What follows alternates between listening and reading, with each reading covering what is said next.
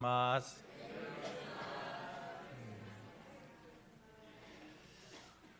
오늘 저는 제목에서 보시는 것처럼 시골 이야기를 좀 하려고 합니다.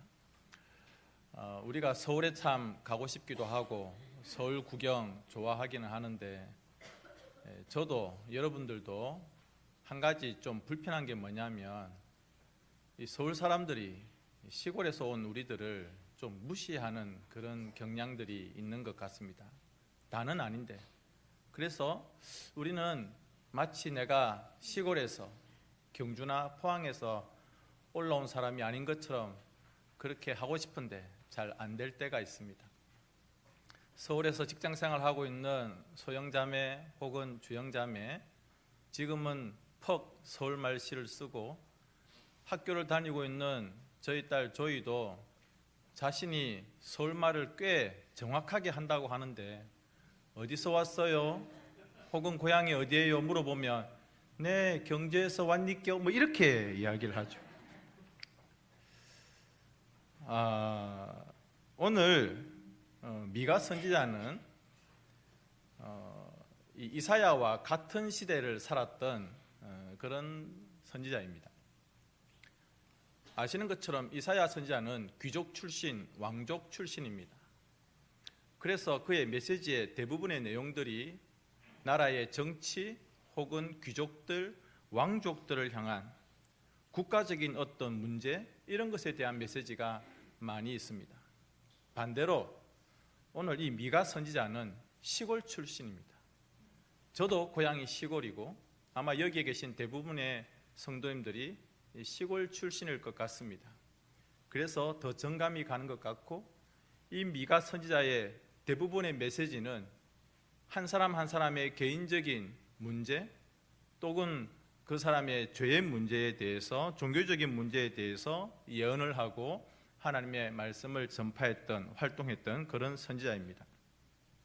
이사야 선지자나 미가 선지자나 그 시기가 나라가 멸망할 그런 어려운 위기의 시대 때에 활동했던 사람인데, 오늘 미가는 하나님께서 이 유다 땅을, 예루살렘을 심판하실 것이다, 그리고 그 심판의 결과로 이 땅 가운데 평화가 올 것이다 라고 예언을 하고 있습니다. 하나님께서 심판하시는데 그 심판의 결과가 평화다라고 하는 것이죠. 그래서 우리가 오늘 읽지는 않았는데 미가서 4장 3절과 4절에 보면 퍽이나 인상적인 말씀이 나오고 있습니다. 전쟁할 때 쓰는 칼과 창을 이제 다 버리고 오히려 그것을 가지고 쟁기를 만들고, 보습은 쟁기 같은 거예요. 그리고 낫을 만들 것이다, 농기구를 만든다는 거예요.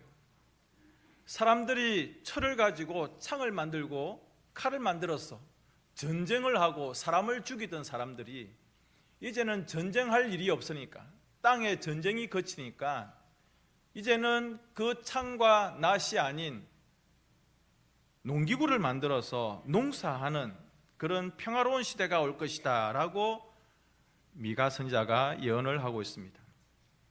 그때가 되면 4절에 보니까 각 사람이 포도나무 아래에서, 각 사람이 자기의 무화과 나무 아래에서 편하게 쉴 것이다 라고 말하고 있습니다. 여러분, 우리는 정말 과일나무 아래에서 다리 쭉 뻗고 그 그늘 아래에서 나무에 달려있는 과일 따먹으며 쉼과 안식과 평화를 누리는 그런 상상들을 한번 해봅니다. 그러면 미가 선지자가 이야기한 이 일이 어떻게 이루어지고 언제 이루어지고 어디에서 이루어지는가, 우리가 읽었던 5장에 나타나고 있습니다. 그 평화가 일어나는 곳은 예루살렘이 아닙니다. 서울이 아니에요. 왕이 살고 있고 귀족들이 살고 있고 돈 많은 사람들이 살고 있는 그 큰 도시 예루살렘이 아니라 작고 작은 시골 마을 베들레헴에서 이 평화가, 이 안식이 시작된다라고 말씀을 하고 있습니다. 그리고 결정적으로 하나님께서 이 동네에 메시아, 하나님의 메시아를 태어나게 하신다라고 예언의 말씀을 하고 있습니다. 그리고 훗날 예수님께서 태어나심으로 미가 선지자가 예언했던 이 말씀이 실제로 성취되는 것을 우리는 확인하게 됩니다. 여러분, 정말 그렇습니다. 예수님이 오신 이 베들레헴은 시골 촌동네입니다. 작은 마을입니다. 이름은 떡집, 빵집. 지난 주일날 주기철 교수님이 오셔서 우리 장로님과 같이 이렇게 다과를 나누면서 안강할 때 이 안강이 한자로 어떻게 됩니까? 물어보셨어요. 저도 정확하게 생각을 못했는데 아마 편안할 안자에 이렇게 평강할 강자가 아닐까 그런 식으로 서로 이야기를 하였습니다. 마을 이름에는 뜻이 있어요. 베들레헴은 떡집, 빵집이라고 하는 이름을 가지고 있습니다. 아마도 마을은 작았는데 그 주변이 기름지고 농사가 잘 되는 그런 지역이었던 것 같습니다. 우리는 이 베들레헴 하면 생각나는 인물이 있습니다. 여러분이 잘 아시는 다윗입니다. 다윗과 연결되죠. 그리고 조금 더 올라가면 룻과 보아스가 살았던 지역이 바로 베들레헴입니다. 이렇게 좋은 생각도 가질 수 있지만 슬픈 역사도 가지고 있는 것이 베들레헴입니다. 요셉의 어머니였던 라헬이 베냐민을 낳다가 죽은 곳이 이곳 베들레헴입니다. 떡집, 빵집이라고 하는 풍요로움의 이름을 가지고 있지만 자식을 낳다가 죽어버린 그런 슬픔의 이야기도 있는 곳이 바로 이 작은 마을, 시골 마을 베들레헴입니다. 우리는 작다 하면 좀 보잘것없다 그런 생각들을 가집니다. 여러분, 정말 그렇습니까? 풍요로운 것은 항상 좋은 것이고 작다는 것은 항상 보잘것없다 그런 생각을 가지십니까? 그런데 오늘 이 베들레헴을 보십시오. 풍요로운 떡집의 이름도 가지고 있지만 어머니가 죽은 그 슬픔의 역사도 가지고 있는 그런 마을. 어떻게 보면 우리의 인생도 그런 것 같습니다. 여러분, 우리 인생은 희망이 있을 때가 있습니다. 야, 이번에 희망이 보여. 그런데 또 살다 보면 절망의 순간을 만날 때가 있습니다. 기쁠 때가 있습니다. 야, 이번에 너무 좋은 일이 일어났어. 그런데 또 슬픔을 당할 때가 있습니다. 어떻게 보면 우리의 삶이 그대로 녹아있는 곳이 이 작은 마을 베들레헴이 아닌가 생각을 해봅니다. 여러분, 나 자신을 한번 생각해 보십시오. 베들레헴처럼 작고 초라한 것 같습니다. 어느 누구도 크게 신경 써주지 아니하고 어느 누구도 그렇게 인정해 주지 아니하는 나의 인생, 어떻게 보면 베들레헴과 너무 닮아 있는 것 같습니다. 작은 시골, 그리고 작은 마음, 작은 사람, 작은 삶을 우리가 살아가고 있죠. 그런데 그 작고 미천한 예루살렘 사람들은 그들도 보지도 아니하는 그 시골 촌구석에서 메시아이신 구원자 예수 그리스도가 태어나셨습니다. 그리고 오늘 성경은 그분이 평화의 왕이다라고 예언의 말씀을 하고 있습니다. 여러분, 평화가 어디에서 시작된다고요? 유엔에서? 아닙니다. 왕궁에서 정치인들이, 대통령과 왕이 서로 협의하고 그리고 무슨 선언을 하고 그들이 무슨 발표를 한다고 해서 평화가 오던가요? 권력자들이, 돈 있는 사람들이 모여가지고, 대통령과 장관들이 모여가지고, 세계 여러 기구의 회장들이 모여가지고 우리 이번에 평화합시다. 여러분, 그것은 진실된 평화가 아닙니다. 진짜 평화는 베들레헴처럼 작고 작은 마을, 작은 마음, 낮은 곳에서 진짜 평화가 시작되는 것입니다. 왜 하나님의 아들이신 예수님은 예루살렘이 아니고 왕궁이 아니라 석가모니 부처도 임금의 아들로 태어나지 않았습니까? 왕자로 태어났어요.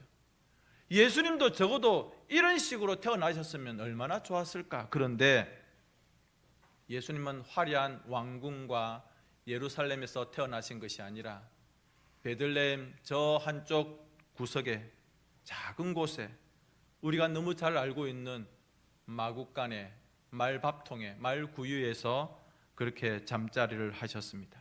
그런데 그 작은 자리, 낮은 자리, 비천한 자리에서 평화가, 진실되고 참된 평화가 시작되었다는 것이죠. 왜? 너희들도 그렇게 살아라는 겁니다. 옥상교회 성도들도 이렇게 살아라는 것입니다. 우리는 평화하면 다른 생각들을 가지고 있습니다. 힘 있는 사람들이, 대통령이, 나라의 유명한 정치인들이 모여가지고 서로 협상하고 도장 찍으면 평화가 시작된다. 서울에서, 유엔에서, 뉴욕시나 워싱턴에서 평화가 시작될 수 있다. 그런데 여러분, 진정한 평화는 그런 곳에서 시작되는 것이 아닙니다. 작은 마을에서, 작은 마음에서, 낮은 자리에서 시작하는 것입니다. 그래서 시골에 살고 있는 우리, 옥상교회 다니는 우리, 넉넉한 형편이 아닌 나의 마음, 나의 형편, 이곳에서도 얼마든지 그 평화를 시작할 수 있음을 믿으시기 바랍니다. 어떻게 하면 될까요? 공감해 주는 거예요. 저는 이번에 제 후배 사모님의 그 이야기, 우리 교회가 이번에 그 교회에 50만 원을 후원했습니다. 대단히 큰 금액은 아니지만 너무 공감이 되는 거예요. 그래서 구제부에 말씀을 드렸고 구제부에서도 힘껏 그 교회에 후원을 했습니다. 공감하는 겁니다. 누가 아파할 때, 누가 눈물 흘릴 때, 누가 외로워할 때, 아이고 네 팔자다, 그렇게 하시면 안 되고, 손 한번 잡아주시고, 어깨 한번 손 올려주시고, 좀 그들과 함께 눈물 흘려주시고, 따뜻한 말 한마디 할 수 있는 것이죠. 함께 울어줄 수 있는 그 작은 마음, 함께 손잡아줄 수 있는 그 손길에서 진짜 평화가 시작된다고 하는 것을 우리는 잊지 말아야 될 것입니다. 요즘 우리나라가 많이 혼란스럽습니다. 저는 우리 교회 분들이 이런 말 저런 말 하는데 크게 저는 신경을 쓰지 않으려고 합니다. 정치 이야기는 하지 않으려고 합니다. 원하는 것은, 그리고 제가 여러분들에게 말씀드리고 싶은 것은, 우리가 생각하는 그런 평화들은 절대 그 사람들에 의해서 이루어질 수 없다는 겁니다. 무슨 회담을 하고 도장을 찍고 기자들이 모여가지고 사진을 찍고 손 한번 잡으면서 악수하면서 씩 웃는 거기에서 평화가 시작되는 게 아닙니다. 우리의 작은 마음, 하나님을 사랑하고 예수님을 사랑하는 우리의 이 작은 마음에서 진짜 평화가 시작된다는 겁니다. 예를 들어서 여러분, 가정에서 우리의 평화가 시작될 수 있습니다. 남편이 집에 돌아왔을 때 남편에게 오늘도 수고하셨어요 말 한마디 하는 것이 평화의 시작입니다. 학교에서 자녀가 돌아왔을 때 오늘도 공부한다고 수고했지? 라고 하는 말 한마디, 엄마가 밥을 준비했을 때 여보 밥상 준비한다고 수고하셨어요 잘 먹을게요 말 한마디, 거기에서 가정의 평화가 시작되는 겁니다. 직장에서의 평화, 사장님이 직원들을 보고 웃어주는 거예요. 또 직원들은 사장님을 보면서 반갑게 인사하는 거예요. 교회도 마찬가지입니다. 교회에서 들어오면서 안내해주는 권사님, 장로님께 반갑게 웃어주는 거예요. 내 옆자리에 앉아있는 분에게 인사하는 거예요. 교회를 수십 년 다녔는데 그분의 이름을 모르는 경우는 합당치가 않은 겁니다. 주일날 내 건너편에서 식사하는 그분에게 식사 맛있게 하세요 이렇게 인사 한번 하는 거예요. 이웃들과도 평화하는 겁니다. 지나갈 때에 인사하는 거죠. 저는 최근에 가끔씩 우리 마을 동락당 쪽으로 이렇게 운동 삼아 지나갑니다. 지나가는 분들한테 꼭 인사를 합니다. 수고하십니다. 안녕하세요. 내 옆을 지나가는 두 번 다시 만날 일이 없을 수도 있는 사람이지만 인사하는 겁니다. 내 이웃에게. 그것이 평화의 시작입니다. 그 중에 중요한 것이 무엇일까? 내 마음, 내 내면이 평화로워야 됩니다. 자꾸 이 소식 저 소식을 주워 들어가지고 내 속에서 복잡하고 불편한 마음이 일어나는 것이 아니라 하나님께 기도하고 내 마음을 주님께 올려드리고, 그래서 내 마음 저 깊은 곳에서 평화 평화로다, 그 주님이 주시는 평화가 계속 넘쳐야 돼요. 자꾸 뭐 이 사람 이야기 주워 듣고 저 사람 이야기 주워 듣고, 이 사람한테 가가지고 그 사람 욕하고, 또 저기에 가가지고 또 저 사람 욕하고, 이 사람이 어떻다 하더라 저 사람이 어떻다 하더라, 계속 그렇게 험담하며 불평하고 그러면은 자기의 마음도 깨지고 평화가 없어집니다. 그 이야기를 듣는 사람도 평화가 깨지고 마음의 상처를 받습니다. 그런 일들 하지 않는 것이 평화의 시작이에요. 마더 테레사 수녀가 이렇게 말했습니다. 세상을 정복하기 위해서 폭탄이나 총을 사용하지 맙시다. 사랑과 자비심을 이용합시다. 평화는 미소로 시작되는 것입니다. 그대가 도무지 미소 짓기 힘겨운 사람에게 하루 5번 미소 짓도록 애쓰십시오. 평화는 미소로부터 시작됩니다.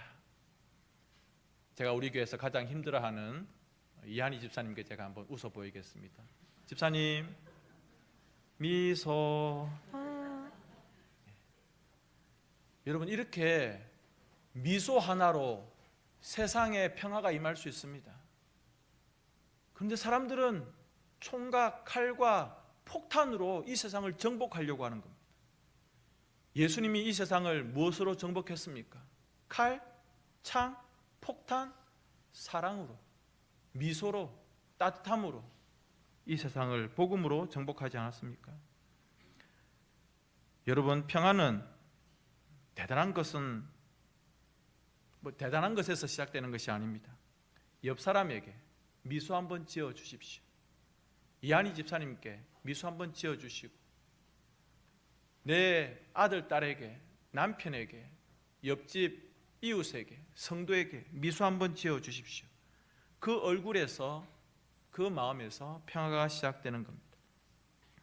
이런 작은 마음과 작은 실천에서 평화가 시작될 수 있도록, 이런 작은 시골, 작은 교회에서 평화가 이루어질 수 있도록 하는 것이 하나님의 뜻이다.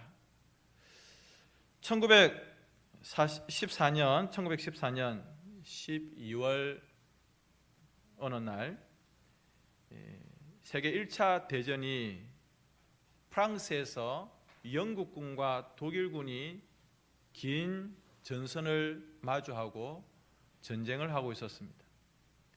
12월 24일이 되었습니다.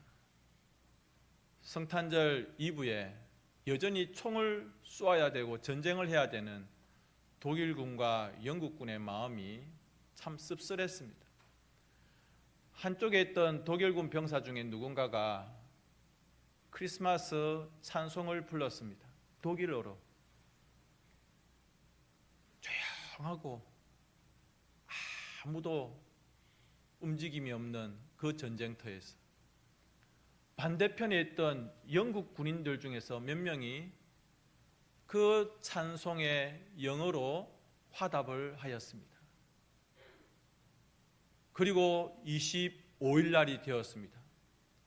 여전히 총을 쏘고 전쟁을 해도 아무런 이상이 없을 것 같은 그날, 독일군 병사 한 명이 그리고 영국군 병사 한 명이 서로 하얀 깃발을 들고 마주 나왔습니다. 그리고 서로 오늘은 무엇하지 말자? 전쟁하지 말자. 우리가 서로 전쟁에서 상대방을 죽여야 되는 그런 입장이지만 오늘은 성탄절이니까, 오늘은 크리스마스니까 총 쏘지 말자. 그래서 영국군과 독일군은 그 전쟁터 한복판에서 무기를 다 던지고 그저 그들이 가지고 있는 선물들을 가지고 와서 영국 군인이 독일 군에게 초콜릿을 주면 독일 군인은 담배를 주고 서로 간식을 나누어 먹고 자기 가족의 사진을 보여주고 그 전쟁터 한가운데 공 하나 던져놓고 축구 경기를 하였습니다. 이것이 그 유명한 크리스마스 휴전입니다. 여러분, 이 땅에 평화를 바라는 사람들이 많이 있습니다. 저는 어제도 뉴스를 보면서 마음이 좀 불편하고 힘들었습니다. 우크라이나에 끌려가 있는 우리 북한 동포들, 군인들, 여러분, 그 북한 군인들이 죽어가는 모습, 여러분들은 이 빨갱이들, 북한 놈들 죽는다 통쾌하십니까? 저는 너무 마음이 아픕니다. 그 젊은 병사들 어떻게 할 겁니까? 그들은 예수 없이 죽어도 됩니까? 복음 없이 죽어도 돼요? 이스라엘의 전쟁은 언제 그칠까요? 우크라이나와 러시아 전쟁과 그곳에 참전하고 있는 북한 우리 형제들은 어떻게 할까요? 여러분, 이런 평화도 정말 필요하지만 제일 중요한 것은 우리의 마음의 신앙적인 영적인 평화입니다. 아직 예수님을 몰라서 하나님과 원수된 자들이 너무 많아요. 그들이 예수님을 알고 예수님을 메시아로 구주로 영접해야 그들의 그 영적인 상황들이 평화롭게 되지가 않겠습니까? 그 일을 위해서, 그 평화를 위해서 예수님이 베들레헴의 마구간에 오신 것입니다. 보잘것없는 시골 촌동네 베들레헴, 그 작은 마을 한쪽 구석에서 이 세상에 진짜 평화가 시작되었고, 오늘 주님은 말씀을 통해서 옥산에 살고 있는 너희들도, 옥산의 성도들도 이 평화를 시작하라라고 말씀하고 계십니다. 여러분들 작은 마음이 되십시오. 낮은 마음이 되십시오. 주님을 품을 수 있는 그런 구유와 같은 마음이 되십시오. 그래서 전쟁같이 얼어붙어 있는 이 땅을 주님의 사랑과 평화로 녹여낼 수 있는 우리 모두가 될 수 있기를 바랍니다. 이 시간 이 찬양을 함께 하겠습니다. 당신은 영광의 왕, 당신은 평강의 왕, 이 찬양을 하고 우리 함께 기도하겠습니다.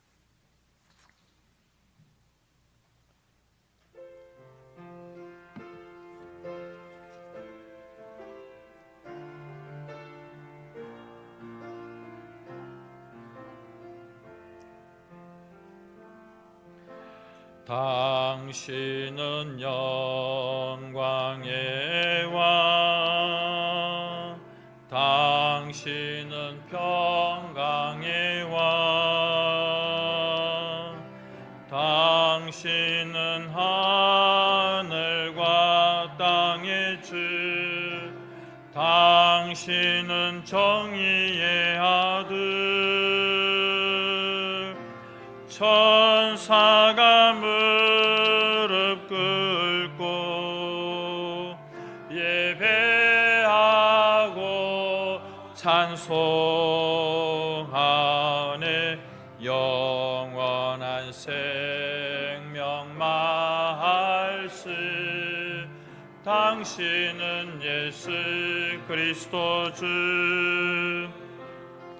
호산나 다윗의 자손께, 호산나 불러 왕중의 왕. 높은 하늘의 영광을 예수 주 메시아니.